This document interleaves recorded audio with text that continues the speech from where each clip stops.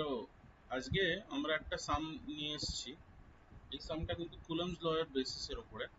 আর এই সামটা বলছে that two equal point charges two equal point charges Q তার নাম দেওয়া অ্যান্ড তার চার্জ দেওয়া আছে plus square root of square root of two mu c yani microcoulomb are placed at each of the opposite corners of a square opposite corners of a square and equal point charges q small q at each of the other two corners মানে অন্য দুটো কর্নারে কোণে what must be the value of q so that the resultant force on q capital q is 0 প্রবলেমটা শুনে একটু অনেক অসুবিধায় পড়তে পারো কিন্তু এই প্রবলেমটাকে আমরা আগে ভিজুয়ালাইজ করি আমরা দেখি যে কি জিনিসটা কি হচ্ছে তো বলছে যে একটা স্কোয়ারের ভেতরে দুটো কোনাকুনি যে পয়েন্ট আছে একটা স্কোয়ারটা ড্র করি আমরা এখানে আমরা একটা স্কোয়ার ড্র করলাম এই স্কোয়ারের দুটো কোনায় অপোজিট কোনায় মানে এইখানে একটা যদি কোণ ধরি তার উল্টো দিকে আর একটা কোণ ধরবো এই দুটোয় কিউ ক্যাপিটাল কিউ চার্জ রাখা আছে আর এই দুটো capital Q charge equal value আছে তার ভ্যালু হচ্ছে plus square root of two mu c এটা হচ্ছে তার চার্জ রাইট আর বলছে equal point charges small q এ আমরা স্মল কিউ এর চার্জ অন্য দুটো কোণে মানে এইখানে একটা স্মল কিউ চার্জ আর এখানে একটা স্মল কিউ চার্জ রাখা আছে রাইট আর বলছে যে what must be the value of q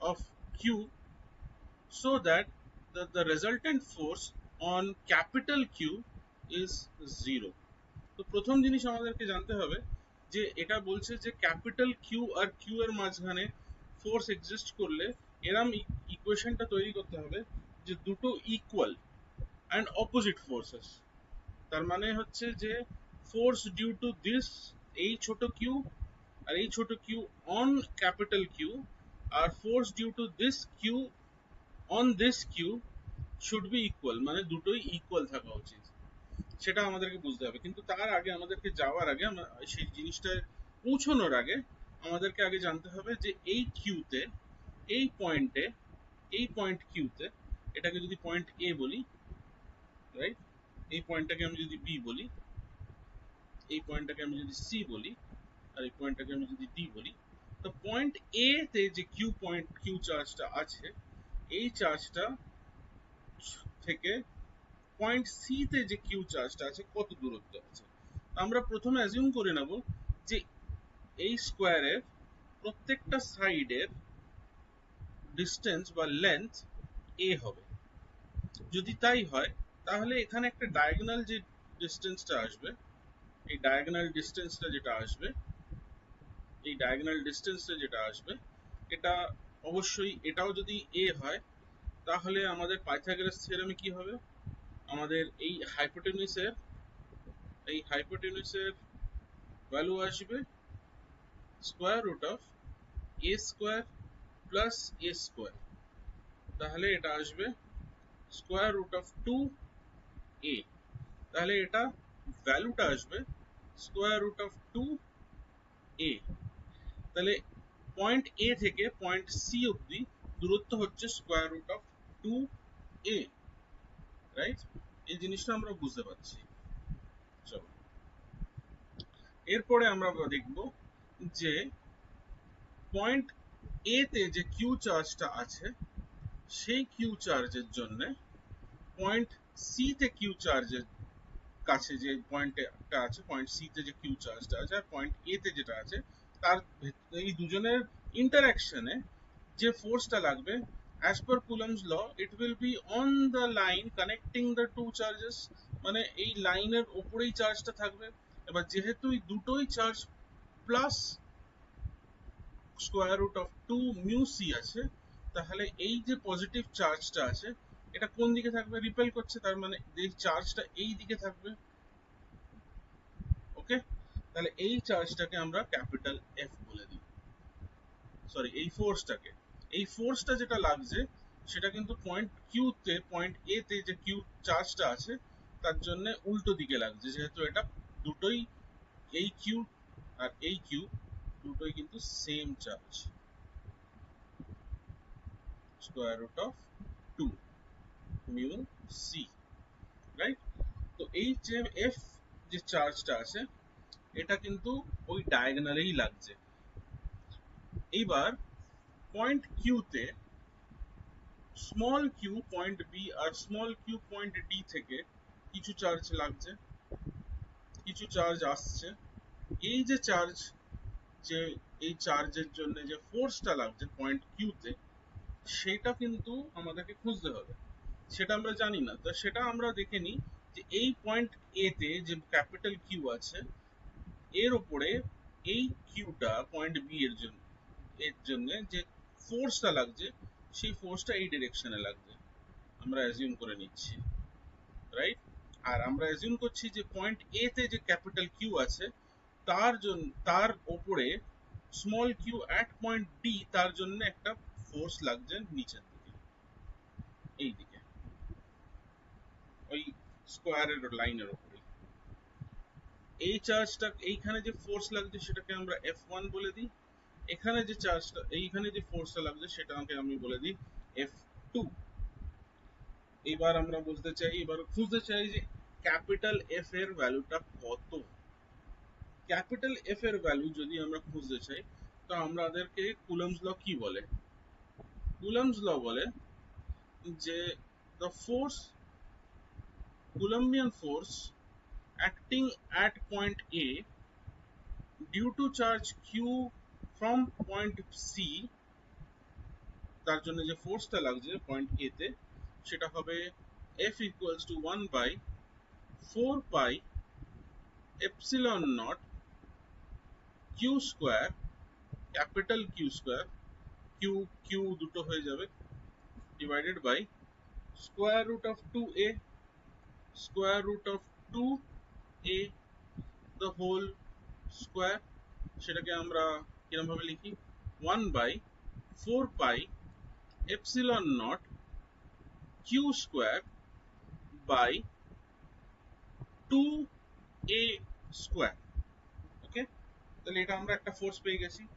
এর ইকুয়াল এন্ড অপোজিট ফোর্স থাকা উচিত F1 আর F2 এর, যদি আমি রেজাল্টেন্ট ফোর্স বার করি সেটা কিন্তু ইকুয়াল এন্ড অপোজিট ডিরেকশনে থাকলেই তাহলে resultant force on Q zero হয়ে যাবে।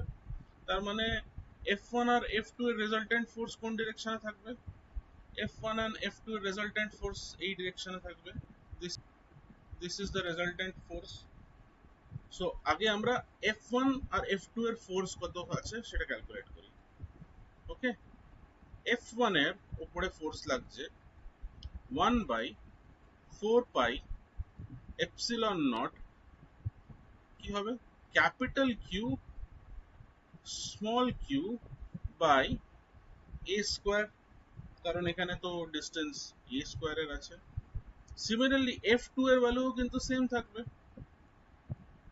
সো F1 আর F2 এর ভ্যালু দুটো same, 1 by 4 pi epsilon nought, right? তো এবার F, এই যে এখানে যে resultant force of F1 and F2 কত হবে? F12 কি হওয়া উচিত? এবার দেখো এটা কিন্তু একটা নর্মাল একটা ডায়াগ্রাম আমরা যদি ড্র করি, এই পয়েন্ট থেকে দেখো, এই পয়েন্ট থেকে যদি আমি এটা রেজাল্টেন্ট ফোর্স আমি যদি ড্র করি F12, আর এখানে একটা ফোর্স যাচ্ছে আর এখানে আমি একটা ফোর্স যদি যায়, এটা যদি F1 হয়, এটা যদি F2 হয়, তাহলে আমি এই জিনিসটাকে এরম ভাবে তো লিখতে পারি বা এরম ভাবে গ্রাফিক্যালি রিপ্রেজেন্ট করতে পারি। দেখো কিছুই করলাম না, F1 ফোর্সটাকে যেখানে আছে সেখানেই রাখলাম, F2 ফোর্সটাকে এখান থেকে নিয়ে এসে এখানে রেখে দিলাম, আর আমি রেজাল্টেন্ট ফোর্স পেয়ে যাব F12। তাহলে সিম্পলিফাইড ফর্মুলা কি হবে? F12 হচ্ছে ফ্রম দ্য এই গ্রাফ বা এই পার্টিকুলার ভেক্টর ডায়াগ্রাম থেকে F12 হয়ে যাবে square root of F1 square plus F2 square, right? তো F12 হবে, আমি এখানে লিখে দিচ্ছি, F12 হবে square root of F1 square plus F2 the whole square। এটা হয়ে গেল। তাহলে এটাকে আমরা ভেঙে বড় করে লিখি এখানে, একটু এটা ইরেজ করে দিই এখানটা,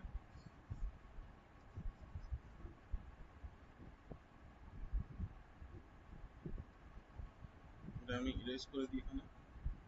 আচ্ছা,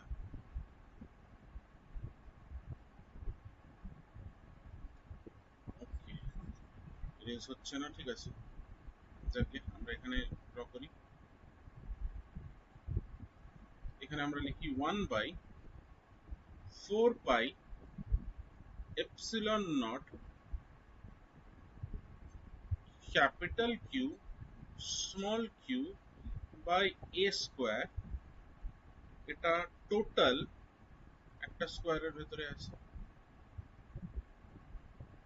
প্লাস আবার same 1/4 pi epsilon nought capital Q small Q by A square.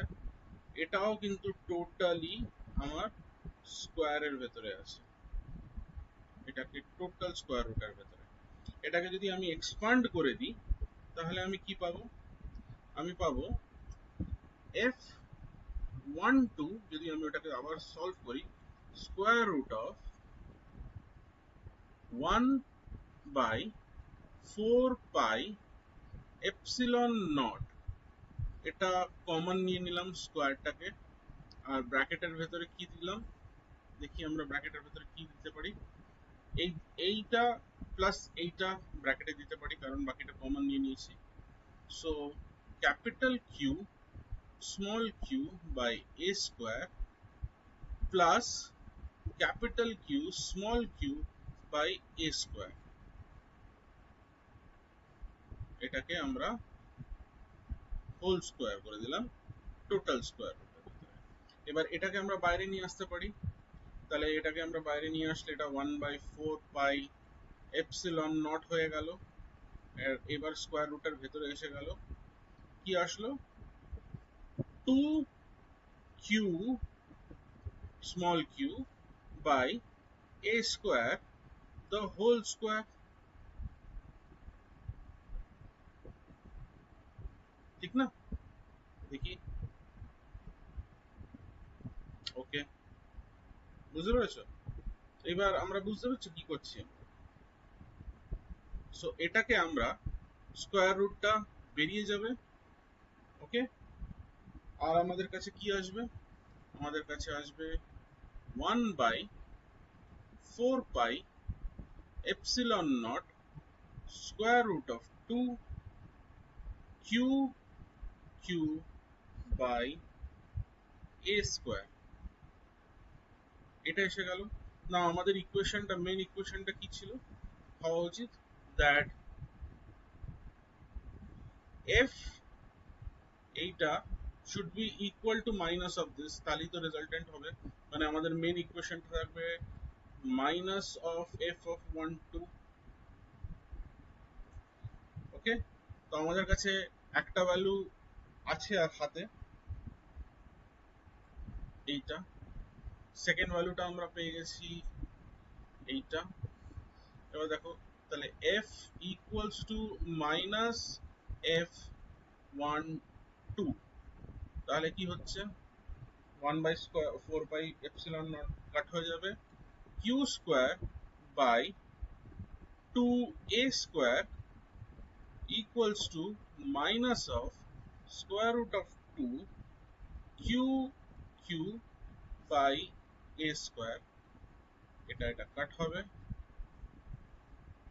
এইখানে এটা একটা কাট হবে তাহলে আমার কাছে হবে small q equals to capital Q by minus of 2 square root of 2 এই ভ্যালুটা আসবে এবার q এর ভ্যালু তো দেওয়া আছে সিন্স q এর ভ্যালু আমাদের কাছে দেওয়া আছে q equals to plus square root of 2 মাইক্রোকুলাম okay so এটা হবে q equals to কত হয়ে যাবে charge square root of 2 by 2 square root of 2 equals to q equals to 2 1 by 2 1 by 2 মাইনাসে হবে এটা মাইনাসে হবে মাইক্রোকুলাম hence therefore q sorry q equals to 0.5 minus microcoulomb এটা হচ্ছে আমাদের আনসার for this sum